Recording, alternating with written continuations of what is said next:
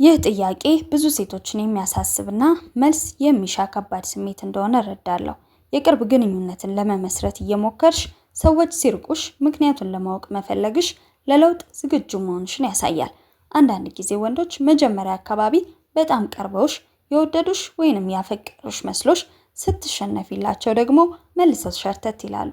ሰዎች ከግንኙነት ወደ ኋላ የሚሉባቸው ምክንያቶች ብዙ ጊዜ የተወሳሰቡ ቢሆኑም በብዛት የሚታዩትን ነጥቦች በዛሬው ቪዲዮ እንመለከታለን። ለቻናላችን አዲስ ከሆናችሁ ሰብስክራይብ ማድረግ እንዳትረሱ። ቪዲዮ እንደምትወዱት ስለማልጠራጠር ላይክ በማድረግ ጀምሩ። ወደ ቪዲዮ።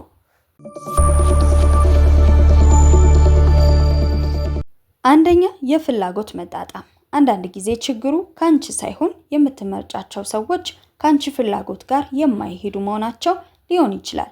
ለምሳሌ አንቺ የረጅም ጊዜ ቁርጠኝነት ፈልገሽ እነሱ ግን ለጊዜያዊ መዝናኛ ብቻ የመጡ ከሆነ የግንኙነቱ ፍጥነት ሲጨምር ይሸሻሉ።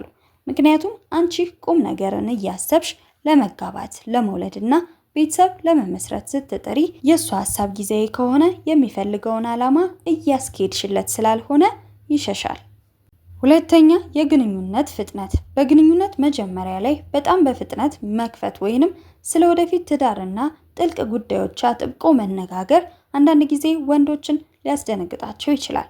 ግንኙነቱ በሂደትና በተፈጥሯዊ መንገድ እንዲያድግ እድል መስጠቱ በጣም አስፈላጊ ነው። በዚህም አንቺ ምንም እንኳን ፍላጎትሽ ማግባትና የወደፊት ህይወት መመስረት ቢሆንም ነገሮችን በፍጥነት እንዲሄዱ ማድረግሽም ትክክል ላይሆን ይችላል። ሶስተኛ፣ የራስ መተማመንና ነፃነት። ወንዶችም ሆኑ ሴቶች በራሱ የሚተማመንና የራሱ የሆነ ህይወት፣ ዓላማና ፍላጎት ያለው ሰው ላይ ይበልጥ ይማረካሉ። ሙሉ ደስታሽን በሌላ ሰው ላይ ብቻ ካደረግሽ ያ ሰው ይህንን ኃላፊነቱ ይከብደኛል ብሎ ሊሰጋ ይችላል። የራሷ ስራ፣ የራሷ ዓላማና ግብ፣ ጓደኞች፣ የምትስቅበትና የምትዝናናበት ከሱ ሌላ ምክንያት ከሌለ ህይወቱን እንደምታከብድበት ሊያስብ ይችላል። አራተኛ፣ ያለፉ ጠባሳዎች። ሳናውቀው ሁልጊዜ ተመሳሳይ ባህሪ ያላቸውን ለምሳሌ ስሜታቸውን የማይገልጹ ወይንም የማይረጋጉ ወንዶችን የመምረጥ ልምድ ሊኖረን ይችላል። ይህ ደግሞ ውጤቱ ሁልጊዜ መራቅ እንዲሆን ያደርገዋል። አምስተኛ፣ ስሜታዊ ዝግጁነት። አንዳንድ ጊዜ እኛ ዝግጁ ብንሆንም የምንቀርባቸው ወንዶች ለጥልቅ ግንኙነት በስሜት ያልበሰሉ ሊሆኑ ይችላሉ። ለዚህም ምልክቱ ግንኙነቱ ወደ መከባበርና ወደ ቁርጠኝነት ሲያደላ ነፃነቴን አጣለው በሚል ፍርሃት ራሳቸውን ያርቃሉ። ይህ ያንቺ ድክመት ሳይሆን የነሱ ዝግጁ አለመሆን ውጤት ነው። ስድስተኛ፣ የማዳን ወይንም የመለወጥ ፍላጎት። አንዳንድ ጊዜ ችግር ያለባቸውን በባህሪያቸው አስቸጋሪ የሆኑ ወይንም በህይወታቸው ያልተረጋጉ ወንዶችን የመሳብና እኔ ለውጠዋለሁ የማለት ዝንባሌ ሊኖር ይችላል። ለዚህ ግን ውጤቱ ሰውየው መለወጥ ካልፈለገ ወይንም ያንቺ እንክብካቤ እንደ ቁጥጥር ከተሰማው ከዚህ ሁሉ ነገር ራሱን ያገላል።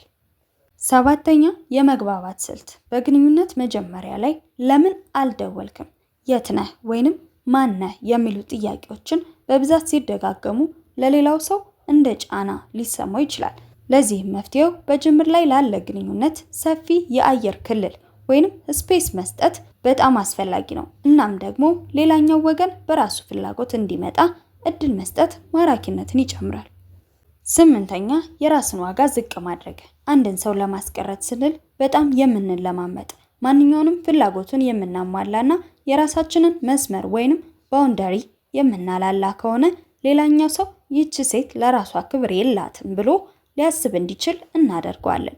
ሰዎች እኛ ለራሳችን የምንሰጠውን ክብር አይተው ነው ክብር የሚሰጡን። ለዚህም ለራስ ክብር መስጠትና ድንበር ማበጀት ለፍቅር አጋር ብቻ ሳይሆን በዙሪያችን ላሉ ሰዎችም በጣም ወሳኝ ነገር ነው። ዘጠነኛ፣ የአዳኝነት ስሜት ማጣት። ወንዶች በተፈጥሯቸው በአንዲት ሴት ህይወት ውስጥ ጠቃሚ፣ አስፈላጊና የሚደነቁ እንደሆኑ እንዲሰማቸው ይፈልጋሉ። ችግሩ አንቺ ሁሉንም ነገር በራስሽ የምትወጪ፣ ምንም እርዳታ የማትጠይቅና ሁሉንም አውቃለሁ የምትይ ከሆነ እሱ በህይወትሽ ውስጥ ያለው ድርሻ ምን እንደሆነ ሊጠፋው ይችላል። ለዚህም መፍትሄው ጠንካራ መሆንሽ እንዳለ ሆኖ አልፎ አልፎ ትናንሽ እርዳታዎችን በመጠየቅ ለምሳሌ ምክር ሊሆን ይችላል። እሱ ላንቺ ዋጋ ያለው ሰው እንደሆነ እንዲሰማው ማድረግ ትችያለሽ። 10ኛ ስሜታዊ ጥግ አለማግኘት። አንዳንድ ጊዜ ወንዶች ስሜታቸውን ወይንም ድክመታቸውን ሲያሳዩ ወዲያውኑ የምንፈርድባቸው ከሆነን ወይንም የምንቀልድባቸው ከሆነ ይሸሻሉ። ችግሩ ወንዶች ስሜታቸውን ለመግለጽ ይከብዳቸዋል። በገለጹ ጊዜ ደግሞ ተቀባይነት ካላገኙ በሩን ዘግተው ይርቃሉ። ለዚህም መፍትሄው ያለምንም ፍርድ የሚያዳምጥ ጆሮ እንዳለሽ ማሳየት ነው። 11ኛ የህይወት ግብ አለመጣጣም። አንቺ ለቁም ነገርና ለትዳር የምትጣደፊ ከሆነ እሱ ግን ገና ትኩረቱ ስራው ላይ ወይንም ራሱን መፈለግ ላይ ከሆነ መራቁ አይቀርም። የዚህም ምልክቱ ስለ ወደፊት ስታወሪ ርዕስ ይቀይራል ወይንም በዝምታ ያልፈዋል። ይህ የአንቺ ጥፋት ሳይሆን የሁለታችሁም የጊዜ ሰሌዳ አለመገጣጠም ነው። 12ኛ ሚስጥራዊነትን ማጣት። በግንኙነት መጀመሪያ ላይ ስለ ራስሽ ማንነት፣ ታሪክና ስሜት ሁሉንም ነገር ዘርግፈሽ መናገር ሌላኛው ሰው አንቺን የመፈለግ ጉጉቱ እንዲቀንስ ሊያደርገው ይችላል። እንደ መጽሐፍ በየቀኑ ጥቂት ገጾችን ብቻ ግለጭለት። ሙሉ ማንነትሽን ለማወቅ ጊዜ እንዲወስድበት ማድረግ መሳሳቡን ይጨምረዋል። አሁን ምን ማድረግ ትችያለሽ? ከዚህ በኋላ ወንዶች ሲርቁሽ የሚከተሉትን 3 ነገሮች መተግበር ትችያለሽ። አንደኛ፣ ጥያቄ አታብሺ። ለምን ራክ ወይም ምን አጥፍቼ ነው ብሎ መጠየቅ ሰውን ይበልጥ ያርቃል። ይልቅ አንቺም በራስሽ ጉዳይ ተጠመጂ። ማራኪነትሽን መመርመር። ስትገናኙ የምታወሪያቸው ወሬዎች አዎንታዊ ናቸው ወይስ ስለ ችግሮችና ስለ ቅሬታ ብቻ ነው የምታወሪው? ሰዎች ወደ ደስተኛና ተስፋ ወዳለው ሰው የመጠጋት ዝንባሌ ያላቸው። አይሆንም የማለት ጥበብ ይኖርሽ። ለጠራሽ ጊዜ ሁሉ እሺ አትበይ። የራስሽ ፕሮግራም እንዲኖርሽ አድርጊ። ይህ ላንቺ ያለውን ክብር እንዲጨምርለት ያደርግሻል። ራስሽን መመልከት። እኔስ በግንኙነት ውስጥ ምን አይነት እይታ ነው ያለኝ ወይንም ምን አይነት ሰው ነኝ ብሎ ራስን መጠየቅ ጥሩ ነው። ከመጠን በላይ እከታተላለሁ ወይስ ስሜቴን ለመግለጽ እፈራለሁ? ምን አይነት ሰው ነኝ የሚለውን ማወቅ አለብሽ። ምርጫን መመርመር። የምትቀርቢያቸው ወንዶች ምን አይነት የጋራ ባህሪ ያላቸው? የማይገቡሽን ሰዎች ቀድሞ የመለየት ጥበብን ማዳበር አለብሽ። ለራስሽ ጊዜ መስጠት። ትኩረትሽን በራስሽ እድገት፣ በስራሽና በትርፍ ጊዜሽ ላይ ስታደርጊ የሚመጥንሽን ሰው በራሱ ጊዜ መምጣቱ አይቀርም። ዝምታን አትፍሪ። እሱ ሲርቅ አንቺም ራቅ በይ። እሱን ለማግኘት አትሩጪ። በዚህ ጊዜ እሱም እንዲያስብበት አንቺም ለራስሽ ጊዜ እንድትሰጪ ይረዳሻል። መስፈርት ይኖርሽ። ማንኛውም ወንድ ይቅረበኝ ከሚል ይልቅ እንዲህ አይነት ባህሪ ያለው ወንድ ይገባኛል ብለሽ መስፈርትሽን አጥብቂ። ደስታሽን በራስሽ ጊዜ ፍጠሪ።